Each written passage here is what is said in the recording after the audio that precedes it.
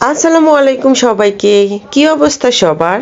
বছরের প্রথম দিন কার কিভাবে কেটেছে, কে কিভাবে দিনটাকে এনজয় করেছেন, অবশ্যই আমাকে শেয়ার করবেন।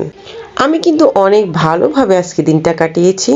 এত ঠান্ডা পড়েছে, এই ঠান্ডার মধ্যে যদি একটু হাঁস খাওয়া না যায় তাহলে কিন্তু একদমই জমে না।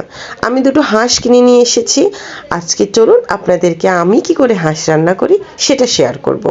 আমি এখানে প্রথমে হাঁসগুলো কেটে ধুয়ে নিয়েছি, তারপর একটা একটা করে সকল মশলা অ্যাড করব। হলুদ, মরিচ, জিরের গুঁড়ো, লবণ বাটা, রসুন বাটা পরিমাণ মতো দিব।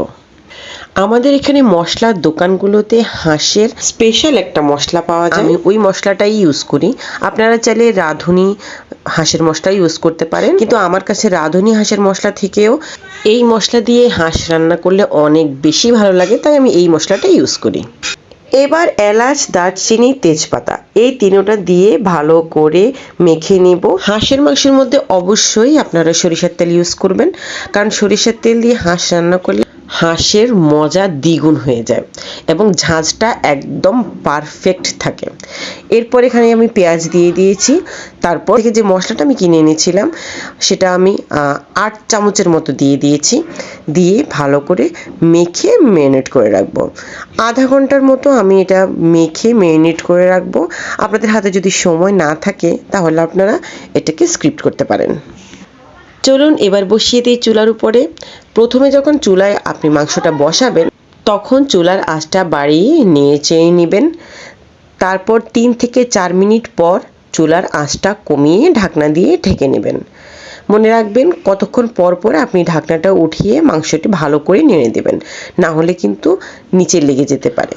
চুলার আঁচ কমিয়ে রান্না করবেন, তাহলে মশলাগুলো ভালো করে সেদ্ধ হবে এবং মাংসের ভিতরে মশলাগুলো ভালো করে ঢুকবে এবং মাংস খেতে অনেক বেশি ভালো লাগবে। আপনারা দেখতেই পাচ্ছেন মাংসটার কালার কতটা সুন্দর হয়েছে। আমি যখন বাসায় এইভাবে মাংস রান্না করি, রুটি হোক, পরোটা হোক বা ভাতের সাথে, অসাধারণ লাগে এই মাংস রান্না খেতে। কষানো অবস্থায় আমাদের প্রায় অর্ধেকটা মাংস খাওয়া হয়ে গিয়েছিল।